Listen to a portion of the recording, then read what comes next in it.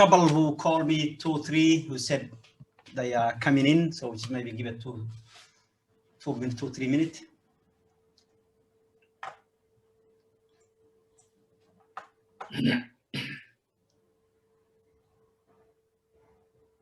Explained this has been an area of some passion of mine for some time.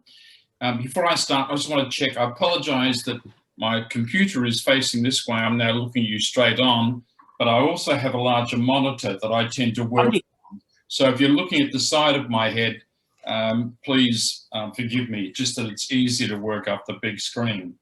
I have a complicated office here that I'm working from, but I can show you. I do have all manner of issues, so maybe I will use my prayer beads as I go through, which were given to me by one of my really good friends. So my interest in the Horn of Africa countries has been fairly lengthy. If you will bear with me, I'll pull up as a PowerPoint. What I'm driven by, you can see that I'm not a young man. Clearly, I am not undertaking this research for my career choices. I am not looking at 76 years of age to go back working full-time anywhere. So the research I'm doing was really come about from a mate of mine, an Eritrean, who in fact, Anwar Ashlik, and what Anwar tried to convince me right from the start, a long time ago, was I had to help in the children from the Horn of Africa countries. He didn't differentiate with any particular one of the 3 majors, just that it was a concern to him as a father, etc., that they weren't succeeding as well as they might. So Anwar asked me to help, and that's kind of where it started some 4 years ago. And since that stage, I have been working on it for quite a while. I have a number of colleagues. You would probably all know Dr. Burhan Ahmed, and Burhan organised a conference at Footscray football ground in 2018. At that, he had some rather powerful speakers, including the head of the University of Melbourne. Probably a lot of you know that Burhan himself is an academic, but now works very much working for the community. But I think these 2 statements that he made was really worrying. He said that what they needed, the community needs to do, is to change the trend where children are early school dropouts. And then what tends to occur, rather than going on to university and higher employment. So he was concerned that what we really need to be doing is looking to the future with a plan that produces teachers and doctors and engineers and lawyers, all community leaders that will assist the society to actually take its place rightfully in the wider Australian community. When I started looking at this part, I was already working with some of the community groups on children that were struggling at school. There is certainly no doubt that too many of the kids are not going through school. It's why people like Selma, who's here with us tonight, is such a treasure and such an extraordinarily important role model for all kids in the longer term. But the problem is that when you get kids in secondary school, if you've got children of that age or you've got family of that age, you'll know that they're already fiercely independent young adults. It is very hard at times to get them to change the directions. They're already set in their ways. The problem with helping them as well is often it's difficult because what they're doing at school is already beyond what the parents are able to help with them with themselves. Coaching can be expensive. Teenagers can be difficult. So you might in fact want to help, but it doesn't always work. I'm not saying we shouldn't be helping. We should do every single thing we possibly can. But it is my experience from many years that students at this level that have got a problem, the problem is not normally at this year level. The problem is the outcome of shortcomings, misunderstandings, lack of knowledge from the years before. So you're trying to, in fact, address something that should have been addressed many years before that. One of the critical pieces in the research that I then got engaged in was to realise, as a father myself of 4 kids and a lot of grandkids, I've had the chance, as you probably have, of watching them as well. But the amount that children learn before they go to school is quite extraordinary. It's a period, it's been claimed often that by the time the child is 5, they have learnt half of what they learn in their complete life. It's an extraordinarily important time where you as the parent or you as the aunt, etc., are really the teacher. What goes on in this learning time, we can have a big influence of. So the problem is with the education of our kids is that it looks as though the problem for many of them does not occur in year 7 or year 9 or year 11. It really occurred at the time they went to school. From a whole group of the primary school principals that I have worked with, and again, it's very hard to get official documents because the privacy laws and they're held by the Education Department, but I have been shown many of the records.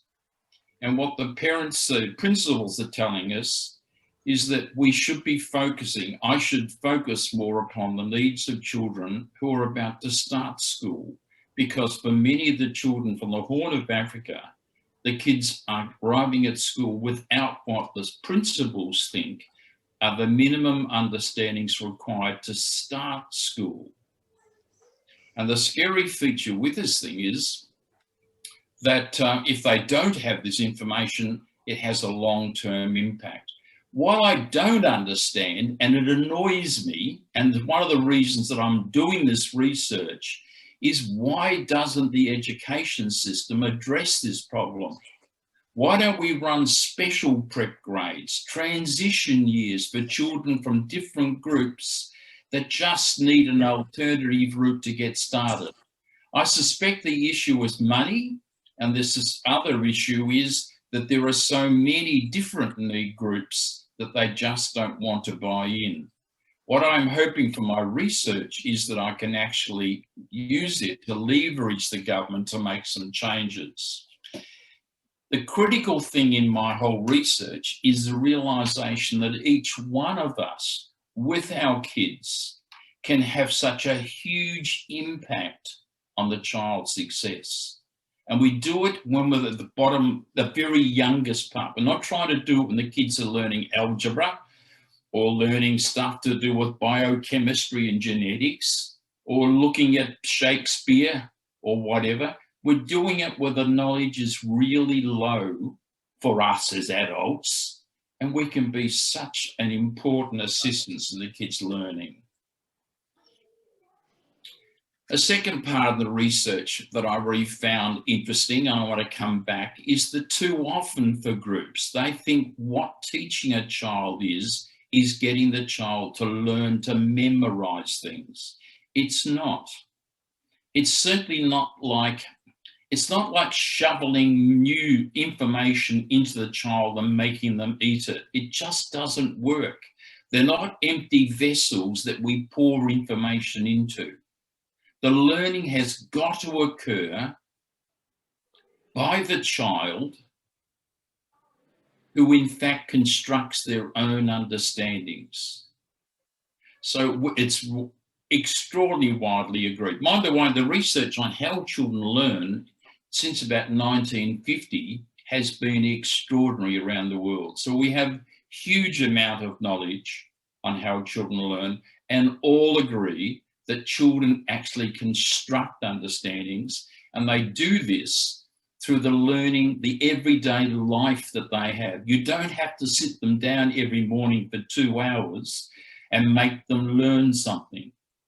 What we're about is providing them with experiences that the child engages in, and in that engagement, they slowly construct understandings.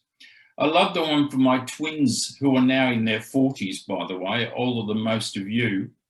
But when my twins were quite small, they thought it was the gas coming out of the exhaust pipe of a car that made the car go along.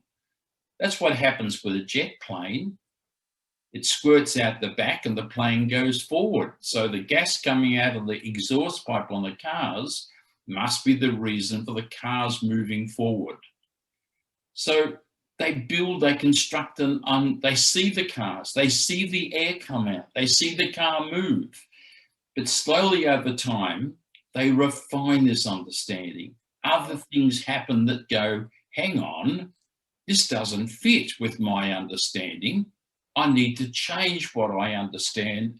And you slowly find that the understanding for the child is reconstructed, rethought. So it slowly gets more and more complex, more and more accurate through the more and more experiences the kids actually take place. What we find again throughout the world, absolute consistent studies have shown that rather than forcing the child to learn, the best way for a child to learn is to allow them to construct it through play. And if you watch your kindergarten operating, you watch the kids in the early years of school, most of the activities are not sitting up, as in, say, the Somalian schools, all being quiet and being instructed by the teacher. It's about the kids doing things. It's about learning whether the shapes will fit. It's about all sorts of activities that they engage in that almost looks like play. But the sort of activities they might, in fact, they might be using their toys, and they'll learn with the toys about momentum, how it goes forward or something. It could involve outdoor playground activities where they learn important language. They learn language about next to, underneath, above, beyond, down, up, all manner of stuff just occurs in the setting. Riding their bikes and scooters, they learn all sorts of stuff about speed, about direction. In terms of, our kids have always had lots of stuff with bedtime stories, and I'll talk about this later. It is a worry. Well, let me reverse it. Every child that I have any connections with have all been read to from the time they're about 2 or 3, every night until they are able to read themselves, and even beyond. We need to start organising activities for your kids where they in fact have reading groups and sit down. Maybe it's not comfortable for you, but there will be somebody in your extended family or friends where we can start organising it. There is so much, and some of the stories are just wonderful. I'll show you 2 later on in this presentation that are just wonderful. Bath time play. My kids, for example, have, when they were there, and even my grandchildren now, have all manner of plastic containers, often from the kitchen, are in the bath, and they play with them. So what it allows them to do is it allows them to start filling one container to another. There are even bathtub toys you can make use of that you might want to try as well. They really have a big impact. Play groups in kinder are wonderful activities for kids as well. So what's play? Play is the time where the child is relaxed. They can try things, they can picture, they can imagine. They can try and see things work. So the way we find that kids will learn best is in these sorts of relaxed activities. Research has also shown that if a child arrives at school without a sufficient knowledge, it has dire consequences on their achievement of being able to successfully start school, and has a huge impact on the kids' learning as they go along. Of the learning that they get before school, the most significant from all of the research is what the child learns in mathematics. One of the great things about mathematics is it's not language dependent. Mathematics is the same in Somalian and Arabic, in Chinese, in Russian, or in English. What we find is that the more mathematics that a child understands when starting school, the greater their chance of success. So even if your child's one of the kids that are arriving at school with a good knowledge, you can make it better. You can improve their chances. A child's mathematics knowledge when starting school, is not only the best predictor of their school success, it's also been shown through research to be the best predictor of their employment after leaving school. Without the minimum levels of mathematics understanding, sadly, research has absolutely categorically shown that the child will struggle to successfully transition into school, and that they rarely, in fact, ever stop being a struggling student, leading to them ultimately probably becoming the school dropouts. What mathematics? Just look at a few bits. So I'm asking you as a parent, can you count to 20? Can you count backwards from 20? Do you know one more? If I give you a number, can you tell me one more or one less? Can you count on? So if I say, start counting from 13, can you count 14, 15?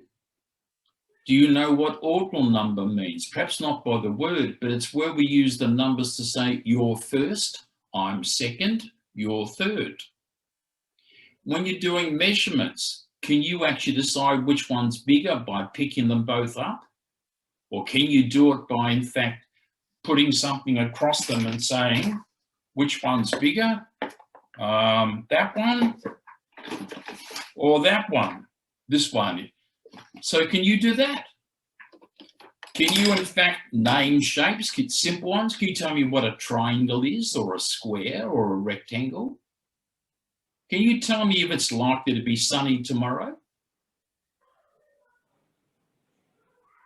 All of those things are the critical sorts of understandings we want kids to have when they arrive at school.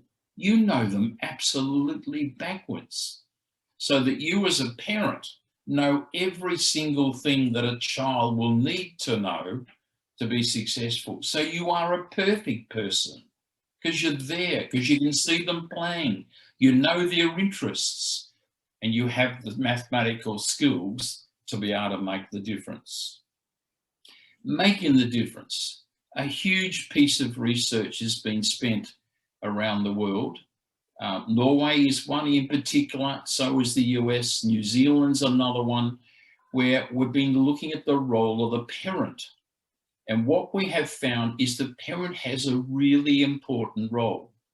Can you imagine your child is out, it's starting to walk, for example. Well, it's you that in fact encourage the kids to walk by providing them with, say, a walking trolley or taking their hand. You actually help them. So your role in encouraging the kids, challenging the kids in terms of learning these things is really important. And it's just as important in learning the stuff that they need to know when they go to school. So the older person, often the mother or the father, and both have got critical roles to play in that, but it could be an aunt, etc., etc. What we don't want to have is the kids being looked after by a 4-year-old too much of the time, because the 4-year-old just doesn't know enough. It's the parent that has, or the elder that has, research, by the way, is called Vygotsky, that does all this work and is renowned as being the guru that all of us educators use. And Vygotsky describes the role of a parent is somebody that in fact encourages the kids to go a little bit further. So they can encourage, they can challenge all sorts of things. The sorts of things that a parent can do come in 2 categories in a sense. And only one of these can you really predict in advance and organise. So one of them is where you plan the activity you want your kid to do. The other one is where you shape the activity the child's chosen to do. The problem is with a child choosing, it's very hard to know what they're going to choose.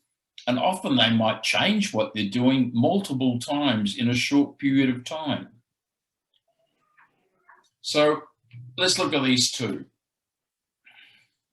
Planned activities is, I call it, where you supply the temptation. So you don't force them to do it, but you might encourage them to play a game that's got numbers in it, or you might choose them to get a toy that, for example, is going to teach them something about speed, or something about shape or fitting. So the toy might be one of those containers where the kids have to put blocks through different shaped holes. So if you saw that, and these are often available in the op shop, by buying that and putting that in front of the kids, you can actually have some control of encouraging them to play that game about trying to fit the shapes into the particular holder. And you can encourage them with things like, have you tried the red block? What happens if you turn the blue block around? You can also supply the temptation by buying books that you read to the kids and talk to them about it and challenge them about it. And again, I'll show you some examples in a minute. You can supply the temptation by where you take them. So even the supermarket can be a really worthwhile trip, but you could take them into the zoo. You could take them into a car show. You could take whatever it might be, something you can take them to where you can ask questions and challenge them. We're really about trying to get the kids, your kids, to widen their thinking, to widen what they know. It won't all be mathematics and it won't all be language, but it all contributes to that understanding that means the school start is so much more successful. But there are also activities you do. Have them set the table. How many pieces of cutlery of each do you require? Have them join you when you're making cooking. What do you call the bread that you make with all of the bubbles in it? Get them to weigh them out. Get them to measure it. Get the kids to start checking the weight to see if they're the same. So they start to understand about size. If you're using the oven, show them how you set the temperature. Explain how the clock's important about how long you'll need to run it for. So you might also get equipment that might stimulate their play. And I can show you a couple of cases of that in just a second. So everyday activities are extraordinarily important that occur. Many of these you can engineer, other ones will just happen and the opportunity will just pop up. You have the skills. It really is about encouraging, questioning, challenging, probing, etc., that you might go through. So things you can do, these are still in one of my houses. And when my grandkids come, it's still got measuring units. I've got jugs, we've got plastic, those measuring cups and measuring cylinders. We've got scales. Let the kids play with them. They're all critical aspects that contribute to the child's understanding of measurement. And in measurement, we use number. So we keep getting this increasing complex understanding, deeper understanding, wider understanding of what things happen in mathematics or in language or in science that go on. So you can use their play to stimulate. So you can encourage them. Have you ever thought, for example, of using a fridge? My fridge, both here and I live in two houses. Both of my houses have on them the minute sample work for my grandchildren. As yours? What am I doing? I'm celebrating. I'm saying, well done. So encourage every possible way you can. So when your family comes around, make sure you tell them about what the kids did. What a neat thing. So make the children sort of believe that what they're doing because it is important, but encourage them by what you say. So display it, praise you can give them all the time. Make suggestions to them. So rather than saying, you must do it this way, instead you tend to do it because that becomes, if you start doing that with my kids, they'll say, go away. But if I were to say, I wonder if this might work, or do you think we could try? So again, the way that we put the question or the extension can be really important. Join them. So if they're doing an activity, if they're doing something like, I don't know, perhaps they're doing a Somalian tea practice, sit down on the floor and become one of the people involved in it. You're sharing the tea, you're sharing the cookies, all of those things. Questions are so important that you can throw at your kid. So the things like, it might be, what will that piece fit? Will the blue block work? What number is on our house? It's just throwing questions up that requires them to think and come back. Not just repeating what you say. It's about the thought process, about knowing where it fits together. And if the child says to you, our house is number 10, what might you then ask?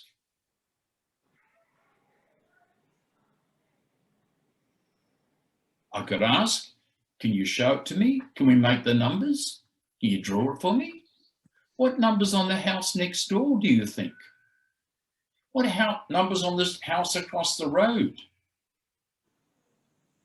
So you can questions give rise to questions which give rise to the child being encouraged to really stop and think.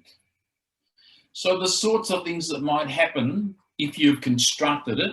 So here are 3 things. The first one are pattern blocks, and I've seen these sold quite regularly, or you'll find them in places like the schools use them all the time, but you'll probably find them coming up in some of the op shops or whatever. They're called pattern blocks, but whatever blocks you've got, get the kids to make pattern.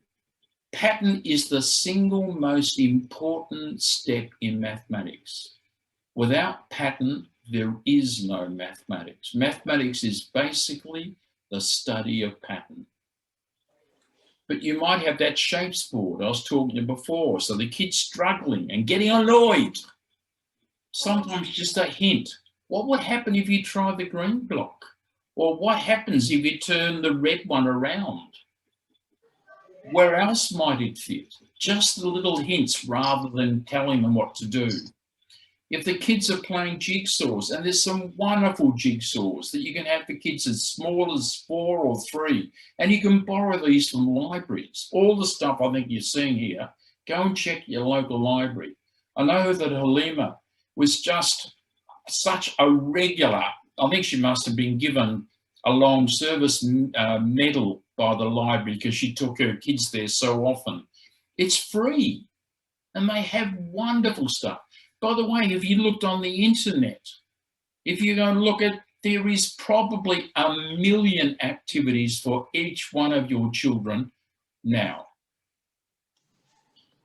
The third one, so the jigsaws I was talking about, there's questions you can pose in that. You might be having the kids do it, you'll say, what are all the blue ones? So you're throwing the kid a line, the kid will come back saying, that's the ocean. Click. Oh yes, they all fit together somewhere. Or you might say, which ones are the corners? How do we know? Which ones go along the side? So little hints overcome the frustration and give the kids mathematical thinking. We call it mathematical strategies. As I said, one of the problems is I am writing up. Selma and Hamdi are on my back to come up with a whole bundle of activities, and I am writing them up. I've actually sent a couple of examples out, and I'm still writing them up, so we'll end up with a whole swag of them. But they can only be examples.